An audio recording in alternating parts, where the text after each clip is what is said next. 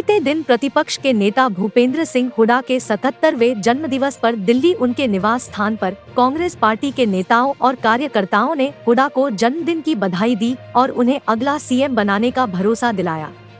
भाजपा को हराने के लिए 3 दर्जन से अधिक राजनीतिक दलों के गठबंधन यानी इंडिया को लेकर कांग्रेस कितनी आश्वस्त है और वे जनता के बीच इस गठबंधन को लेकर किस तरह की रणनीति पर काम कर रहे हैं, इस बारे में जगत महान न्यूज की टीम ने कांग्रेसी नेताओं से इंडिया और एनडीए के बीच चल रही जुबानी जंग पर उनके विचारों को साझा करने का प्रयास किया।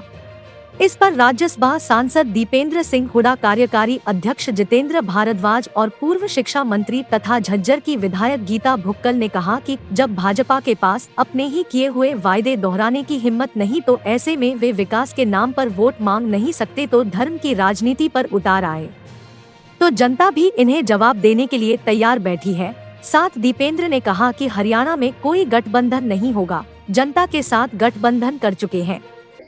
कि आज सुबह से ही जो प्रदेश और देश के कोने कोने से लोगों ने आके जो आशीर्वाद दिया हुड्डा साहब को, सभी का मैं धन्यवाद करता हूं।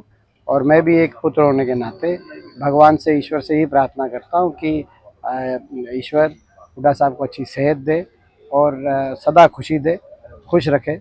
यही मेरी भी प्रार्थना है इस अवसर पे। और जो लोग आए जिन्होंने आशीर्वाद दिया, उनका एक बार पुनः मैं अपनी ओर से बहुत आभार व्यक्त करता हूं। एक पॉलिटिकल पर्सन भी है, इंडिया का गठन हो चुका है, मीटिंगें जारी हैं, लोग एक उम्मीद देख रहे हैं इंडिया में, और लेकिन स्थिति स्पष्ट नहीं हो पा रही। तो हरियाणा में क्या रहेगा? अब क्षेत्रीय दल कई हैं। हरियाणा में किसी के साथ कोई गठबंधन नहीं है। हरियाणा में कांग्रेस पार्टी 10 की 10 सीटों पर लड़ेगी। नमस्कार, आप देख रहे हैं जगत महान न्यूज। इस वक्त हम दिल्ली प्रतिपक्ष के जो लीडर हैं भूपेंद्र सिंह हुड्डा के निवास स्थान पर हैं। आज उनका 77वां जन्मदिन मना है और जन्मदिन की शुभकामनाएं देने के लिए बहुत लोग आए हैं। हमारे साथ विशेष मेहमान हैं जो कांग्रेस पार्टी के कार्यकारी अध्यक्ष हैं जितेंद्र भारद्वाज जी। भारद्वाज जी, मैं 2-3 दिन से देख रही हूँ, शुभकामनाएं तो बहुत लोगों ने दी। इंडिया और एनडीए की लड़ाई बहुत तेज हो गई, तो कांग्रेस कहाँ पे स्टैंड करती है? नहीं, कांग्रेस तो नेचुरल है कि वो इंडिया जो गठबंधन है उसमें सबसे महत्वपूर्ण दल है और हिंदुस्तान का सबसे पुराना दल है और सब जगह जिसकी शाखाएं हैं और मजबूत एक संगठन है कांग्रेस पार्टी के पास। और इंडिया में वो महत्वपूर्ण गठन होने के नाते वो इंडिया को लीड भी कर रहा है और सबको साथ लेके चलने के राहुल जी प्रयास कर रहे हैं।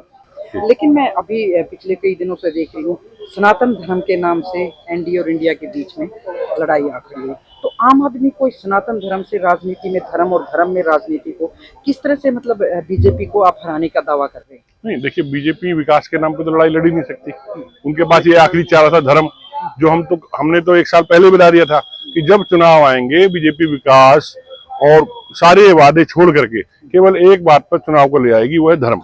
और वही इनका एक लास्ट हथियार है, उसी के सहारे इन्होंने अब तक अपनी वैतरनी पार करी है। और अब आखिरी बार, मैं तो इसको आखिरी बार इसलिए कहूंगा क्योंकि इनका जाना तय है, ये केवल इसी के सहारे अपना वैतरनी पार करने की कोशिश करेंगे कि धर्म को यूज करके, उसमें चाहे सनातन धर्म का यूज करें चाहे हिंदू धर्म का यूज करें। लेकिन बड़ा भावनात्मक मुद्दा है ये, और कांग्रेस के पास इसकी काट के लिए कई बार लोग, जैसे हम तो पत्रकार हैं, लोगों से मिलना जुलना रहता है कि बड़े धार्मिक लोग हैं, आज भी अगर हमें ऊपर वोट देनी है तो हम तो नरेंद्र मोदी को देंगे। तो धर्म के नाम पे जो चीजें निकल के आई हैं, मैं यही जानना चाह रही थी, मैंने और नेताओं से भी बात की, कांग्रेस इनका मुकाबला और आम आदमी में इस बात का कैसे भरोसा देता है? नहीं, अगर ये इतने धार्मिक हैं तो मल मास के महीने में इन्होंने क्या मुहूर्त जो निकलवाया था उद्घाटन का, क्या वो हिंदू धर्म के हिसाब से था?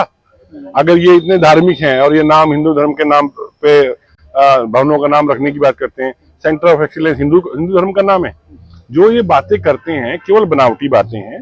राम मंदिर भी कोर्ट के थ्रू बन गया, इनका कोई इसमें योगदान नहीं है। उसमें भी पैसों की घपले किए गए हैं, जमीनें महंगी लेकर के और सस्ती जमीनों को महंगे दामों पे खरीद करके कमीशन खाया गया, वो मुद्दा भी दबा दिया गया। क्योंकि आप लोग मीडिया का जो सहयोग है उनको पूर्णतः मिलता है। अब वो कैसे मिलता है आप जानते हो, मालिकों का क्या सहयोग है। ठीक है, आप तो यूट्यूब में हैं, वरना तो आपके ऊपर भी प्रेशर रहता और आप लोग भी शायद हमारा इंटरव्यू ना कंडक्ट कर पाते। तो मेरा कहने का मतलब, धर्म के अलावा इनके पास कोई मुद्दा नहीं है। और धर्म से ठीक है, हम भी हिंदू हैं, हम भी हिंदू धर्म में आस्था रखते हैं, लेकिन हमारा मकसद ये नहीं है कि हिंदू धर्म में आस्था है तो हम दूसरे धर्म को, इस देश, ये देश 36 बिरादरियों का है, ये देश सर्व धर्म का है। सर्व धर्म से इस देश ने हमेशा यहाँ भाव रहा है और ये जो ये दंगे करा करके आगे बढ़ना चाहते हैं, ये इनकी नीति है। तो नूह में जो हिंसा हुई है उसमें मामन सिंह है शायद आपकी पार्टी के, उनको गिरफ्तार किया गया है। वो केवल प्लानिंग है जी, वो इनकी प्लानिंग है। सारा दंगा इन्होंने प्लानिंग से करा है। सीआईडी की इनपुट आपके सामने आ चुकी है, आज तक पे स्ट्रिंग आ चुका है। वो केवल धार्मिक भावना भड़का के ये चारों पांचों स्टेटों में जो चुनाव थे वहां हिंदू मुस्लिम कराने के इनका मुद्दा था। वो किसान पंचायत ने और लोगों ने वो पंचायत करके वो खत्म कर दिया। अब इनका मुद्दा खत्म हो गया। तो मामन सिंह जी की गिरफ्तारी टोटली राजनीतिक है। हम तो कहते हैं अगर उन्होंने कुछ किया है तो ये हाई कोर्ट के हुड्डा साहब मांग कर चुके हैं, जस्टिस क्यों नहीं इंक्वायरी कराते। तो कांग्रेस इस टाइम उनके साथ खड़ी है? बिल्कुल नहीं, अगर वो गलत है, हम तो कह रहे हैं हम गलत के साथ किसी के भी साथ नहीं, चाहे वो हमारा हो या इनका हो। हम ये कहते हैं कि हाई कोर्ट के जज इंक्वायरी करें। अगर मामन सिंह की कोई उसमें दोष मिले तो उनको गिरफ्तार किया, उनको जो सजा दो। लेकिन अगर वो गिरफ्तार नहीं है और राजनीतिक तौर पे किया जा रहा है तो बिल्कुल गलत है, 100% गलत है। इस वक्त हम दिल्ली प्रतिपक्ष के जो नेता हैं भूपेंद्र सिंह हुड्डा उनके निवास स्थान पर है और उनका जन्मदिन है। उनपे शुभकामनाएं देने के लिए पूर्व शिक्षा मंत्री और विधायक गीता बुक्कल जी पहुंची है। मैं इनसे कुछ जानना चाहूंगी, कुछ प्रश्न है मेरे, मैं पूछना चाहूंगी। मैम, आज आप दिल्ली आए हैं, हुड्डा साहब का बर्थडे है, पहले तो उनके लिए शुभकामनाओं के 2 शब्द। जी, आदरणीय चौधरी भूपेंद्र सिंह हुड्डा जी का आज जन्म दिवस है। अपनी ओर से बहुत बहुत बधाई शुभकामनाएं देते हैं। आज पूरा प्रदेश उमड़ा हुआ है यहाँ पर उनको जन्म दिवस की बधाई देने के लिए। उनका अच्छा स्वास्थ्य, उनकी दीर्घायु की कामना करते हैं और हम ये भी उम्मीद करते हैं कि साथ ही साथ में जहां हम उनको पूर्व मुख्यमंत्री कह रहे हैं, अगला जन्म दिवस हम उनका मुख्यमंत्री के तौर पर मनाने का काम करेंगे। मैडम, मैं पॉलिटिकल सवाल पूछना चाहूंगी। इंडिया और एनडीए की लड़ाई तेज हो गई है, चुनाव बिल्कुल नजदीक है, तो कांग्रेस हरियाणा में अगर मैं बात करूं तो कैसे देखती है और कहां पे स्टैंड करती है? कांग्रेस बहुत मजबूती के साथ आज हरियाणा में है। आदरणीय चौधरी भूपेंद्र सिंह हुड्डा जी के नेतृत्व में मैं समझती हूँ जितने भी कांग्रेस पार्टी के कार्यक्रम चल रहे हैं बहुत ही कामयाब है। लोग इस समय बीजेपी जेजेपी से पीछा छुड़वाना चाहते हैं क्योंकि ये सरकार पूरी तरह से एडमिनिस्ट्रेटिव फेलियर रहा है। लॉ एंड ऑर्डर की धज्जियां उड़ चुकी है, बहन बेटियां सुरक्षित नहीं है, किसानों के साथ अत्याचार हो रहा है, व्यापारियों के साथ हो रहा है, कर्मचारियों के साथ, सब लोग धरना प्रदर्शन कर रहे हैं। सरकार उनकी सुनवाई की बजाय लाठीचार्ज करने का काम कर रही है। मैं समझती हूँ लोकतंत्र का गला दबाने का काम किया जा रहा है। मैम, भाजपा की अगर मैं बात करूं तो सनातन धर्म पे आके उनकी लड़ाई रोकी है, तो सनातन धर्म की लड़ाई को लेकर लोगों की भावनात्मक मुद्दे आ जाते हैं। तो मैं देखती हूँ जो पिछले 10 साल से जो इस मुद्दों पे वो आई थी, उन मुद्दों से दूर होकर धर्म पे आ गई है, तो उसका मुकाबला करने के लिए देखिए बीजेपी गठबंधन कैसे तैयार? देखिए, बीजेपी ऐसा धर्म जाति बिरादरी के नाम पर हमेशा बांटने का काम करती है। उनसे पूछा जाए कि उन्होंने घोषणा पत्र में वायदे जो किए थे, 2 करोड़ रोजगार युवाओं को देंगे, महंगाई पे कंट्रोल करेंगे, अच्छा लॉ एंड ऑर्डर देंगे, उन पे वो बात नहीं करते। धर्म जाति बिरादरी के नाम पर राजनीति करने का काम करते हैं। लोग हमारे सब अच्छे से समझ चुके हैं। इस समय लोगों विकास के नाम पर जो है और देश के लोकतंत्र को बचाने के लिए संविधान और संवैधानिक संस्थाओं का जो दुरुपयोग करते हैं उनको बचाने की लड़ाई ये रहेगी।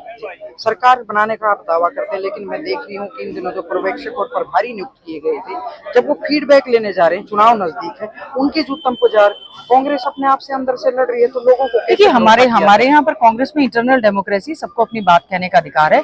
जितने भी हमारे ऑब्जर्वर्स गए हैं उन्होंने सबकी बात को ध्यान से सुनने का काम किया और रिपोर्ट जो है हाईकमांड में सौंप दी गई है। ये फीडबैक लेने की कई बार फॉर्मेलिटी हो जाती है और जो पुराने वर्कर हैं बहुत लंबी मेहनत कर रहे होते हैं, उनको सभी से भी वंचित कर दिया जाता है। देखिए बहुत से पुराने साथी हैं जिनसे लगातार बातचीत हुई है, ऑब्जर्वर्स के सामने गए हैं, प्रभारी जी के पास, अध्यक्ष जी के पास, हुड्डा साहब के पास, दीपेंद्र हुड्डा जी, सबसे वो मिलकर अपनी बात कह रहे हैं। हमारे यहाँ कोई धक्काशाही नहीं, इंटरनल डेमोक्रेसी के तहत हाईकमांड जो फैसला लेगा वो सभी को मान्य होगा। जगत महान न्यूज के लिए दिल्ली से सारिका की रिपोर्ट।